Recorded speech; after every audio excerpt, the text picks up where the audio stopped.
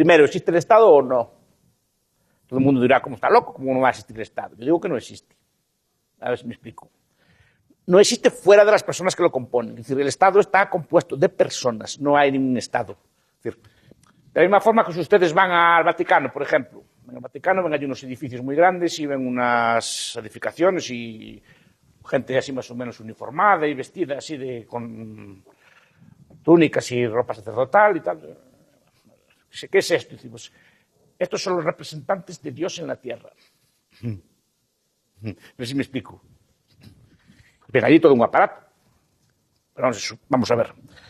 En el Estado pasa algo semejante. Vemos edificios, cárceles, cuarteles, juzgados, escuelas, etc. ¿Y qué es todo esto? Pues son los representantes del Estado en la tierra. No sé si me explico. Que yo sepa, yo soy creyente, pero yo no conozco ningún creyente que derive la existencia de Dios de que haya todos esos edificios, esas cosas, ¿no? Es decir, los argumentos teológicos a favor de Dios o en contra de Dios son pues, el argumento Kalam, el argumento ontológico, son argumentos filosóficos para discutir si Dios existe o no. Pero no que haya edificios y gente que diga que es el representante en la tierra, eso deriva en que haya Dios, no sé si me explico.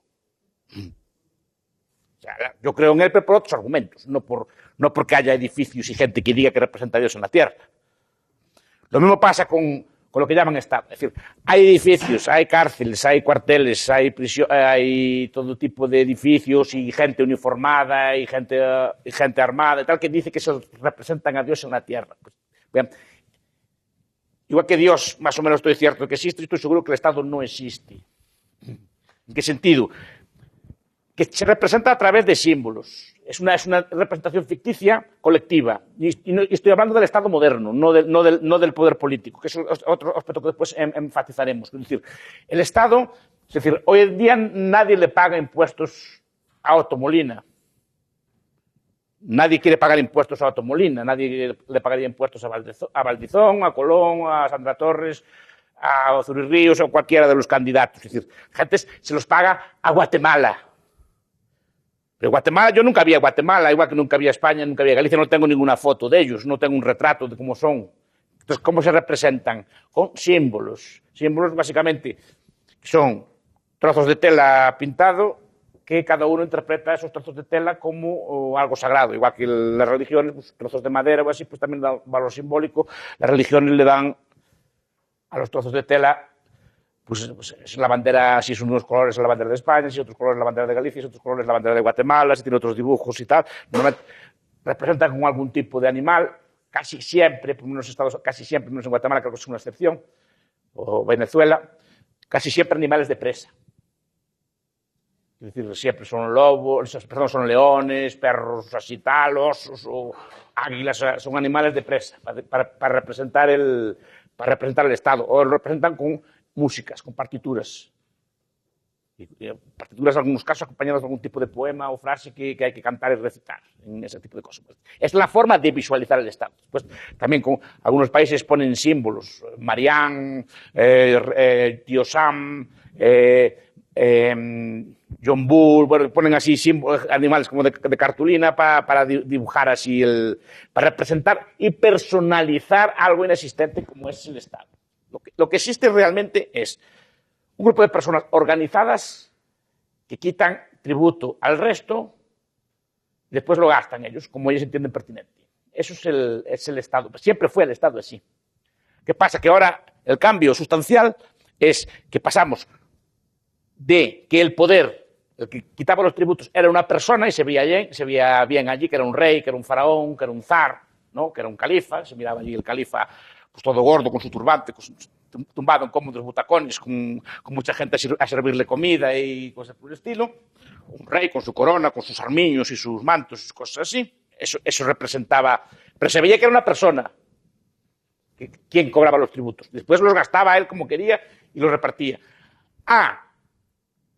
Pagar tributos a un ente abstracto e imaginario. Explica, por eso les di el libro que le gusta tanto al señor Pablo Velázquez, Las comunidades imaginadas, que es el de Benedict Anderson. Está en inglés y está traducido al castellano. Cómo se construye un ente imaginario. llamado Estado al cual le pagamos tributos. ¿Por qué le pagamos tributos al ente imaginario? Porque es más fácil pagarle tributos al ente imaginario que pagar solo a una persona. Cuando hay una persona, sale lo que llamamos conciencia de clase. Es decir, que pagamos tributos, de acuerdo, pero no más allá de un punto. Porque hay una revuelta fiscal, porque sabemos que va para una persona y vemos a la persona allí toda gorda, toda opulenta, toda quitando nuestro dinero y gastándolo en palacios, en grandes comilonas, en grandes fiestas y grandes cosas así. Entonces la gente se resiste a pagar. Es mucho más hábil para pagar impuestos crear algo abstracto, algo imaginario. Y eso sí, dotado todo ello de los atributos que antes tenía la divinidad. Es decir, todos como decíamos antes, el culto que se le da a Dios en una misa es un culto de latría, el culto que se le da a ese ente imaginario es culto también de latría. Es decir, hay que ponerse en pie cuando suena el himno, hay que ponerse hay que hacer una serie de gestos o besar banderas o cosas por el estilo, porque supuestamente son sagradas. Pero eso es un proceso lento de construcción ideológica a través del sistema educativo, a través de los medios de comunicación, para construir ese ente abstracto al cual le pagamos tributos. Por tanto, la primera pregunta es, ¿existe el Estado así entendido como algo abstracto? ¿Existe, por ejemplo, algo llamado España, algo llamado Guatemala? No. ¿Efectos reales? No. Es una invención que todos tenemos en la cabeza, obviamente. Al final, cuando nos definimos siempre por algo. A mí, primero que me preguntan es ¿dónde es usted? Pues ser español. Si yo no me defino, podían preguntar cómo era antes. Yo soy católico, por ejemplo, o soy del Real Madrid. Es decir, podía definirme por ese tipo de cosas. No, la primera definición, la definición absoluta, por encima de todas, es la definición nacional. Cuando históricamente la definición principal, por ejemplo, es religiosa. La gente no peleaba por ser de Alemania o de Francia, peleaba contra católicos contra protestantes, por ejemplo. Es decir, esa lealtad que antes era religiosa cambió a una realidad nacional, que se cambió la lealtad suprema de las personas. Y eso se construye, como explica Anderson, a través de un proceso complejo y sofisticado de creación de identidades. Escuela, durante muchos años, miren la escuela, cualquier escuela de cualquier país. ¿Qué es? ¿Aprenden cosas? Sí, pero ¿cuál es el currículum obligatorio?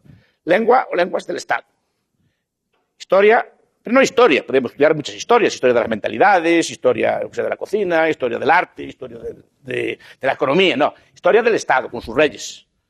Y lo que se estudia son todos los reyes o presidentes que tuvo un país divididos entre buenos y malos. Los buenos son los que agrandaron el Estado, los malos son los que se mantuvieron en paz. Por ejemplo, en España, los reyes, los Austrias, que fueron muy imperialistas, los Austrias se llaman Austrias mayores. Los Austrias que más subieron más o menos a España en paz, meterse en líos, son Austrias menores.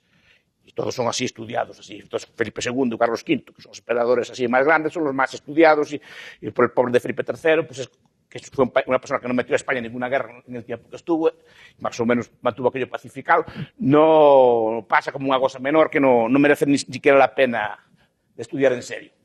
Eso se construye, es imaginario. Entonces digo, existe el Estado, existe una organización de personas que le quitan tributo al resto. Lo que no existe es eso en que se representa.